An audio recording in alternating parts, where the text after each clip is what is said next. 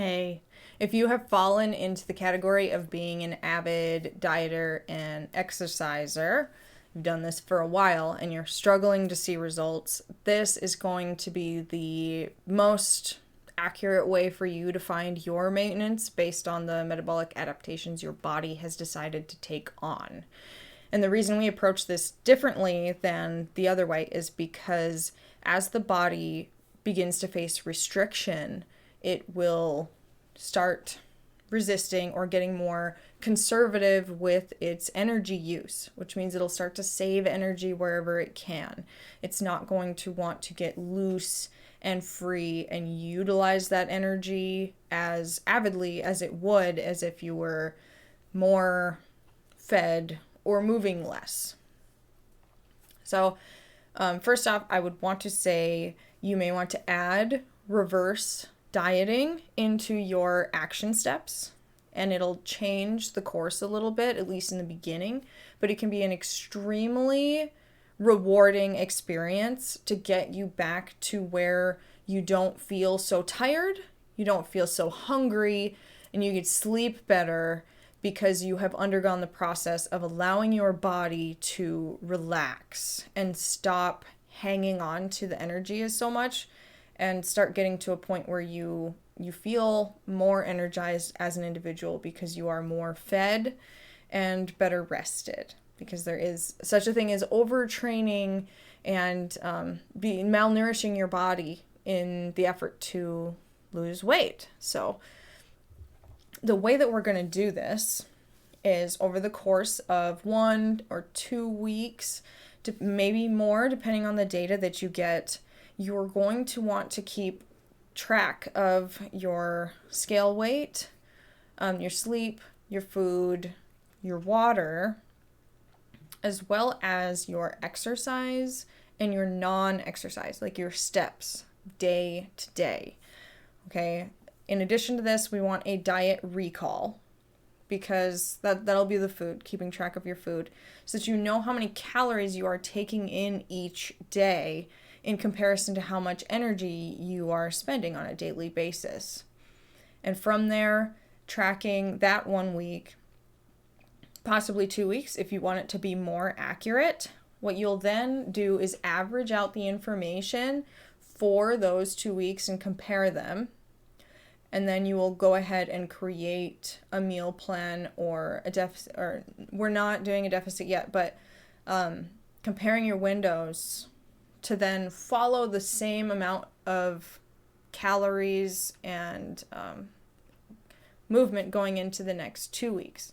So basically we find the information in the first week or two, and then we try to replicate it in the next following week or two to see if there's a change in the scale weight between those first 2 weeks to the third and fourth weeks. If you're going off of like a monthly model, you could do this in 2 weeks by doing 1 week of tracking everything, and then you would take the average calories for the week, your average steps for each day throughout the week, and then also doing the same amount of activity, all that in the second week. So we're going to chunk it down. We're going to find the information, and then we are going to try and copy that same information for the following weeks to see if the scale moves. Because if we have the same number of calories and the same activity in the first week, and then you do the exact same amount in the second week, if the scale stays the same, then the calories that you are inputting is going to be your maintenance. That'll be your equilibrium right there. If those calories that you are eating and then the same amount of activity at the same time, week to week, if the scale stays within like 0.5 to 1 pound, it generally means that you are eating at maintenance. That being said, we don't want to be dieting throughout this process in terms of, as I do a diet recall, that means that I need to cut back more. We don't want that.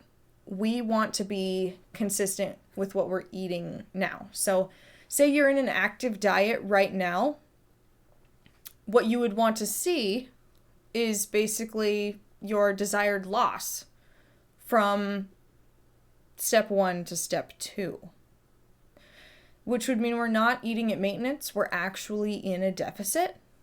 But in order to find maintenance, you'd have to do your reverse diet in order to find where your maintenance actually is to create your new deficit. But if you are already seeing results with the diet that you're doing, this will give you insight into just how much of a deficit you're in. Because as we go into the calculating a deficit, that's the next lesson. It's going to tell you how much of a deficit you're in, and therefore you can reverse engineer it to find what your maintenance actually would be when you're ready to come out of the dieting phase. Because you can go ahead and diet for a couple weeks and then go back to maintenance in order to you make some progress and then stay the same weight, but also allow your body to rest and relax for a little while so that you don't stay constantly hungry and your body isn't in a constant state of restriction. As you allow yourself to refeed, then you can get yourself back to a state of being ready to enter another dieting phase. This is what we see when people say they're in a cut, is when they're in a diet, and then when they're in a refeed or going into a maintenance phase is where they start eating the same foods to keep their weight the same, so that way they can continue to recover and then be ready for the next dieting phase, instead of trying to just stay in a dieting phase for 6 months and then wonder why they no longer see results. We want to allow ourselves time to rest, because dieting does work similarly to exercise, where we want a recovery phase to go with it. So there's a couple weeks that would go into this process, but it is the best way to find where you are at metabolically in terms of if your body's being very conservative with its energy or if it's still being quite loose. So if you're already in a deficit, you may not need to calculate a deficit, but you can find how much of a deficit you're already in, and then you have those calories to follow through into the future lessons as you want to create a meal plan to go for it or find your portion sizes. That will be a very useful tool, having that number, because it allows you the power to create either a deeper deficit or a less deep deficit if you want to go lower and slower and build more muscle in the meantime. And it's just a very valuable tool to have. So this one may be confusing. I will try and make a chart, pictograph to explain the process, because I myself am a very visual learner. If you're the same way, then that'll benefit you as well. Otherwise, feel free to send your questions to the group. Absolutely, because I will be checking that out. We're all there to help you, and I want nothing but success for you moving forward. So if there's other questions and information that you need going through this process, I am more than happy to help. So go ahead. You'd start your process of diet recall. So you would be eating regularly and then keeping track of everything that it is that you are eating, including your drinks and your exercise, everything that goes into your daily routine. And then once you have those numbers from the first phase, so whether it's 1 or 2 weeks, that phase of just tracking everything would then be used to create phase 2, which would be just taking that same information and mirroring it moving forward for the next couple weeks to see what the body does in reaction to it. So I will see you in the next lesson. Good luck.